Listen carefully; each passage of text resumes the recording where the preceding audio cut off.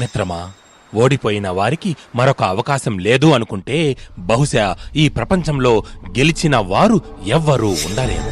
గొప్పవాళ్ళందరూ మనవాళ్ళు అయితే బాగుండు అనుకుంటాం గాని మనవాడు గొప్పవాడైతే మాత్రం తట్టుకోలేం.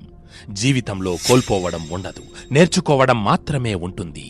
మిత్రమా, ఇది నీ జీవితం. నీకు నచ్చిన పని చెయ్యి, నీకు నచ్చినట్టుగానే ఉండు. ఎవరి గురించి ఆలోచించకు. ఓ మనిషి చనిపోతే 2 రోజుల్లో మర్చిపోయే జనం మధ్యన ఉంటున్నాం మనం. కాబట్టి ఎవరిని ఇంప్రెస్ చేయాల్సిన అవసరం నీకు లేదు. మన లక్ష్యం ఎంత ఉన్నతమైనదైతే మనకు ఎదురయ్యే సవాళ్లు కూడా అంతే కష్టంగా ఉంటాయి. సంకల్ప శక్తిని ఈ ప్రపంచంలోని ఏ శక్తి ఓడించలేదు. ఒక్కొక్కరి జీవితం ఒక్కోలా ఉండడానికి కారణం వారి ఆలోచన విధానం. ఆలోచనలు సరిగ్గా ఉంటే జీవితం కూడా సరిగ్గానే ఉంటుంది.